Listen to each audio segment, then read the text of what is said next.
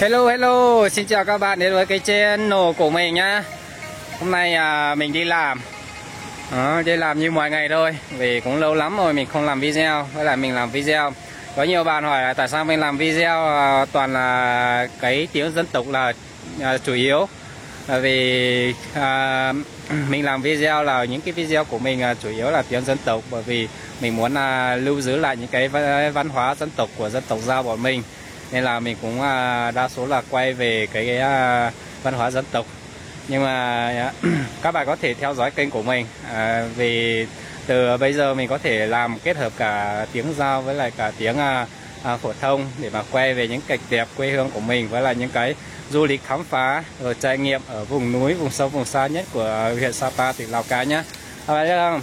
Từ cái quê hương mình ấy, đây là cái nơi mà xa nhất của huyện Sapa, cách thị trấn Sapa 34 km về hướng đông nam.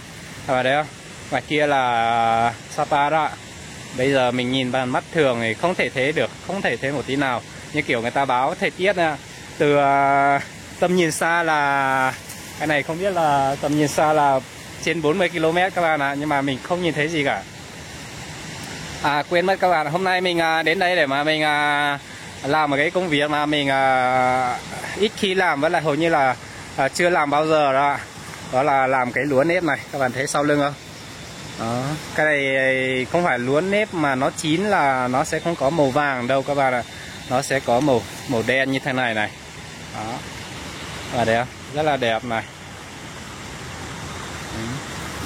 Một lát là mình sẽ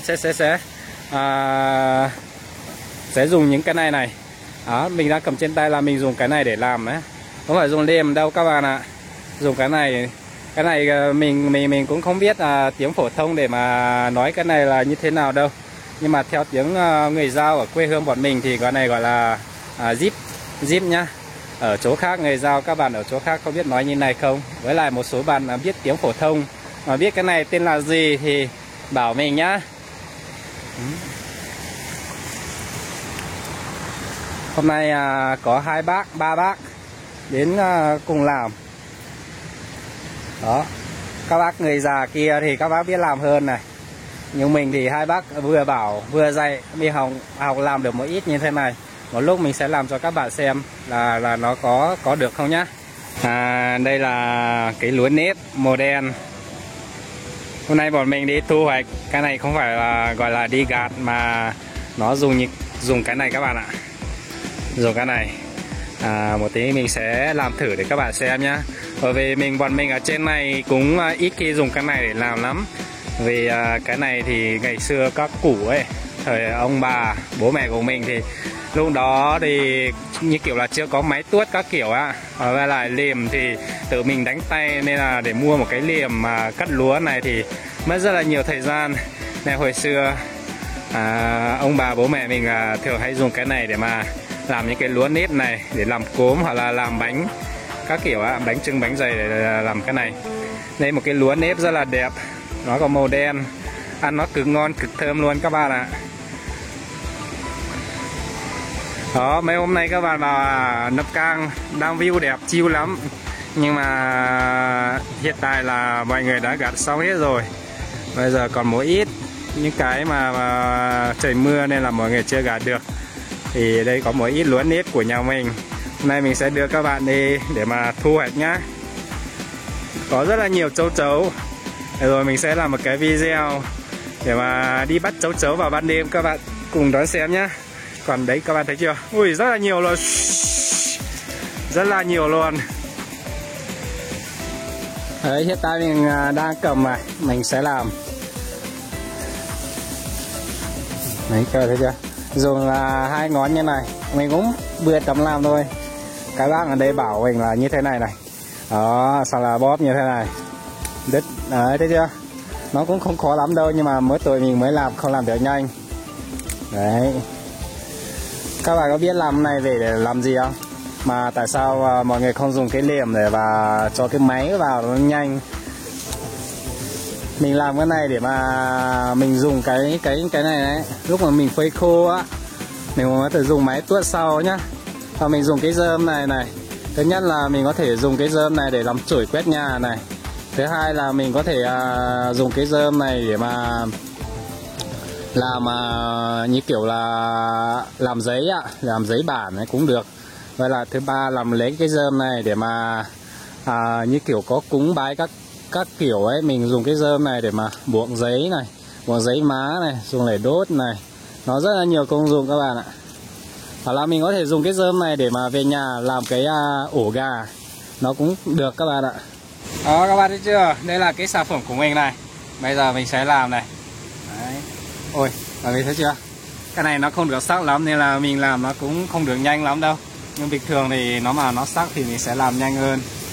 Cái này học rất là đơn giản thôi. Vừa nãy có hai bác kia vừa bảo mình làm được luôn các bạn ạ. Vì mấy năm trước mình cũng chưa bao giờ làm cái này. Đó, xong mình bóc như này này.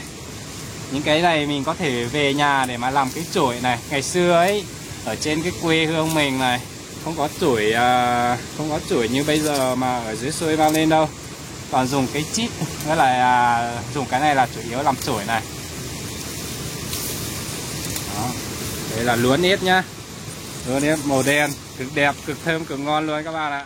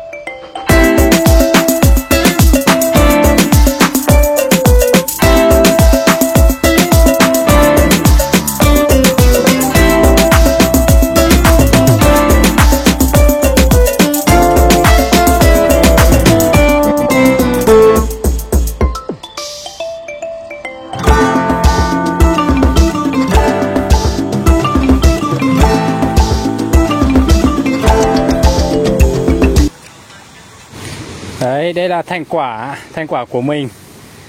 Và đây là thành quả của các cô bác, các em đã làm được về. Đó, sẽ được bó từng nắm như thế này các bạn. Cầm vừa nắm như này, nắm này này. Xong về nhà mình mới dùng máy để mà đập ra những cái hạt này, mình sẽ phơi khô nhá. Phơi khô xong là mang đi làm bánh. Làm bánh rằm tháng 7 luôn các bạn ạ.